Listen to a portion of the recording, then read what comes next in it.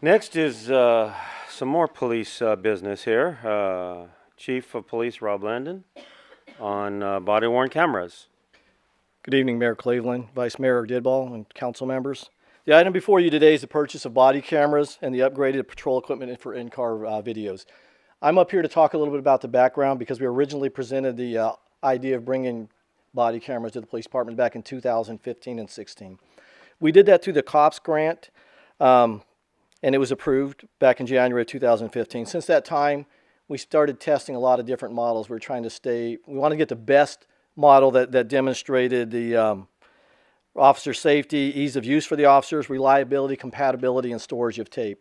As we went through the process, we went through several different models.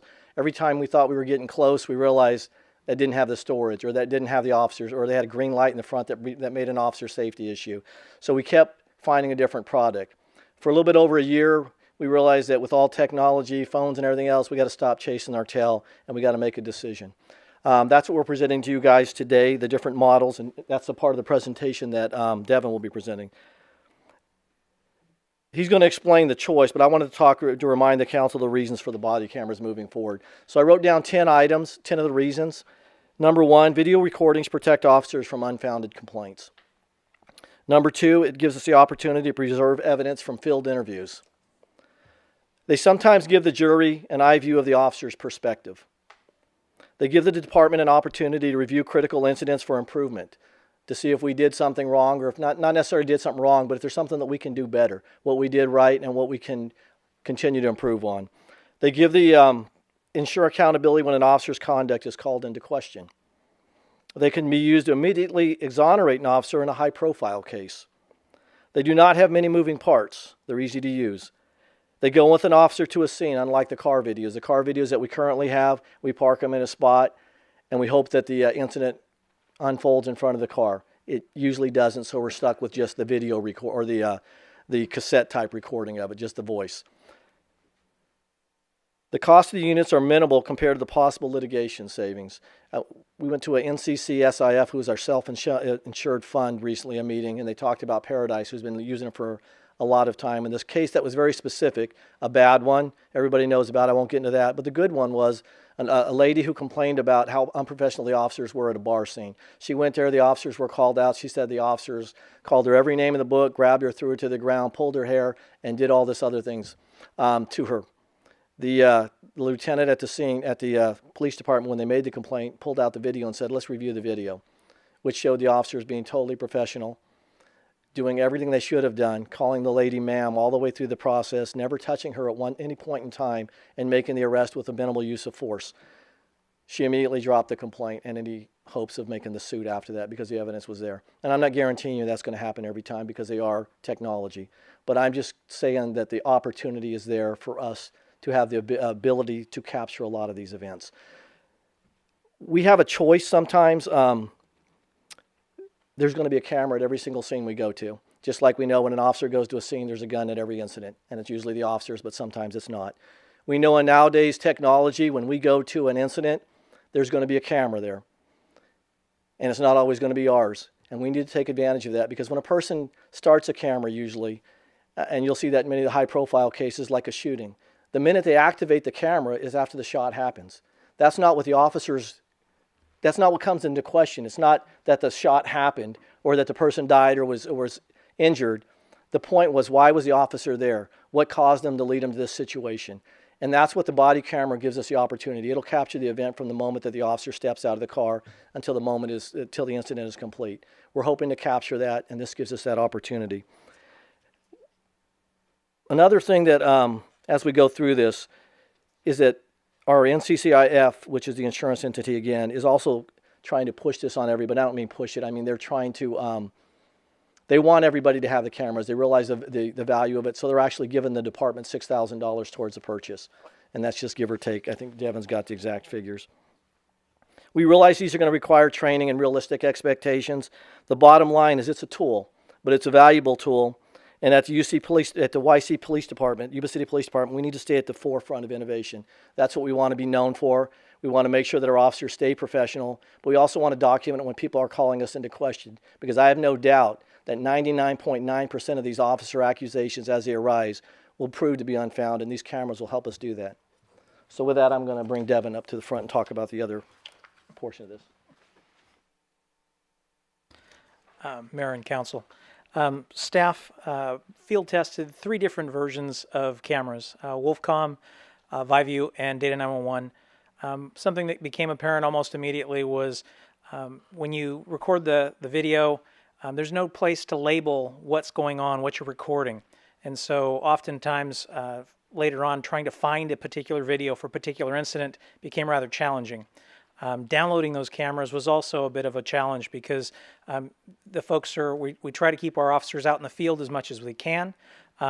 With the upshot of that being when they come back, they need to plug the camera in and download it and then label those videos and try to figure out which ones were which. So it just wasn't, most of the camera systems field today don't have any kind of integration to any other item of the officer's equipment. So we just needed to find something better. Our search eventually got us to Data 911. That is our current vendor for our in-car video system. The nice thing about the proposed camera that we're recommending to you tonight is that it is wirelessly tethered to the car. So if lights and sirens are activated in the car, the body-worn camera activates. If the officer is outside of the car and decides to activate his camera, that starts the recording process inside the car. So now we have all the cameras that you can possibly have started in recording. When the incident is over, the officer can go back to the car, stop it. It immediately pops up and says, label me. And so they get to categorize the video, label it, and save it. Now as they drive around, the camera downloads to the car. The car is whispering back through cellular data. The data, if they pull into the police department or other city facilities, it's uploaded via Wi-Fi. So the officers do things that they normally would do. They don't have to carry extra equipment. An additional feature of this one is this becomes their microphone for their in-car camera system. So then we're not adding more equipment to their belt that's already full. We're just kind of replacing something that's more multiple or multi-purpose than what they have today. The funding for this is kind of multiple sources. We had already placed the in-car camera system in our technology replacement fund. So we had funds gathered from there. We have COP state grant funds for a part of it. And then as the chief indicated, NCCSIF values this program so much that they're setting aside $3,030 a year. And so we're entitled to 2 years distribution. So that's $6,060 for that. So with that, we are recommending you approve the purchase from Data 911 for the camera, both the personal cameras and the in-car camera system upgrade. And also, as a supplement to that, Cop Shop, we put a formal bid out earlier this year to have 5 patrol cars set up. Cop Shop received that bid, so since they're most familiar and currently familiar with our cars, we contacted them for a quotation for installing this stuff. They gave us back a really reasonable price since they're familiar with the cars. And so with that, we'd also recommend that you adopt all of these staff's recommendations at this time. And with that, I'll answer any questions you may have. Any questions from the council? To the mayor. Yes. Devin, on the body-worn cameras, is there a pre-roll time that can be set on these? So if the officer is to exit the car absent red lights and siren, approach a scene, something goes down, and then activates the camera manually, is there a pre-roll segment that can be set? In the interest of battery life, no, there isn't. What the camera does is it goes in, when it's not activated, it's in a standby mode. So it's listening for its brothers, if you will, to send an activation code. That's the only part that's active. That's different than the existing and in-car system that is always viewing, always recording. And so when you press the camera button or activate a gun lock or go lights and sirens inside the car, it grabs the preceding 30 seconds and then starts recording. And that's why it's kind of nice for accidents, because they also have crash sensors. So if a police car is crashed, the G sensor goes off and you get 30 seconds before the accident and as much as you can possibly have, hopefully until the battery gives out. So the answer to your question is no, the personal cameras do not have that 30-second ahead. They only do recording from the moment of activation. The cars do have that, though. So if I can add on just a second to that, we realize that we can have the best cameras in the world, but if our policy's no good, then the cameras are going to be ineffective. So we do currently have a policy in place that has certain requirements when we activate the camera, and they're very stringent as far as all enforcement investigative contacts, including stops and FI situations. So we list all the different scenarios where we want the officer to activate the cameras, and they are pretty much anytime you're going to come into suspect contact. The only reason I bring it up is the Stockton chief was just recently in the news answering some questions regarding the current technology, and they were looking at a product that also has a holster switch in it. So when a gun comes out of the holster, meaning if somebody exits a car and there's an immediate threat, they may not have time to do an activation. And that this switch system would then turn on the camera.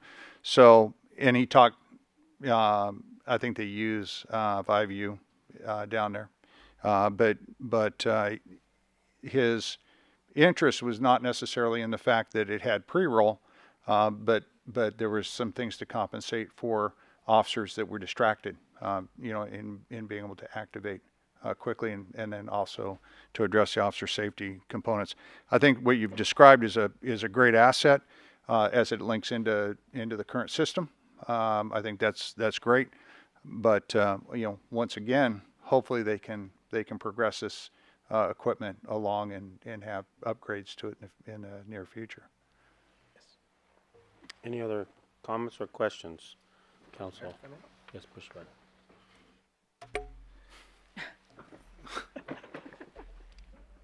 Mr. Barber, did I hear you correctly when you said all the officer has to do is say, make me an event, or record me, or label me, or something?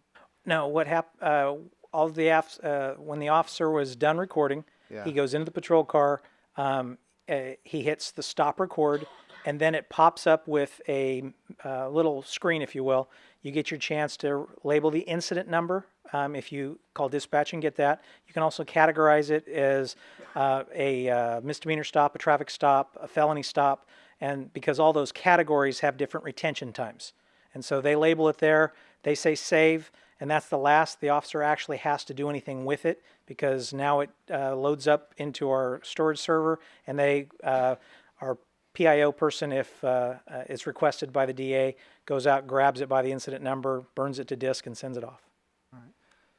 And Chief, you did say there is for an FI situation it's going to be automatically activated as well, or the officer would do that manually. The officer would activate it, yes. And if they hit say the rear ambers or something, that'll come on. If Okay. they hit any lights, it activates. All right, perfect. So it sounds to me like with the interoperability with your current camera system, it's going to be almost a no-brainer to choose them, because it's going to be so much easier to streamline. And I have a little bit of experience with these things too, and I can attest the fact that you're right. And 90+% of the time, it exonerates our officers in a complaint situation, which is outstanding. It makes paperwork and time easier for the office as well, which saves money. We don't even know how much yet, but it's quite a bit of time is money. So good job. Thank you. Any other comments? The only one I would have is, it sounds like Data 911 has been planning this out, trying to get ahead of the curve on everybody and at least do the best product that's out there. And so thank you for moving us one more step into the 21st century, as that is our goal, is to get the best that we can possibly afford that helps us to serve the community and protect them. Thank you. Thank you. With that, I need a motion. I'll make a motion to go ahead and authorize the purchase of the body-worn cameras, along with the approval for the installation of the in-car equipment and the approval of the supplemental appropriations for the technology replacement fund. Okay, second. Okay, got a first and second. All in favor? Aye. Aye. Opposed? Seeing no opposition, unanimous approval. Thank you. Thank you very much, Chief. Mayor, if I can interject just. Absolutely. and I'm sure the public would be interested in knowing this, but the old water tower downtown Yuba City was state of the art in 1956. When the red light would come on top of the tower, and officers would go to a call box to pick up the phone and call dispatch to see where the call was at. And then shortly after that, they went to radios in cars. I mean, who knows where we're going next? Hovercraft? Yes. Wait a minute, you weren't there then? Oh, okay, stories, okay. Thank you very much for that history. That is neat to know, those little tidbits.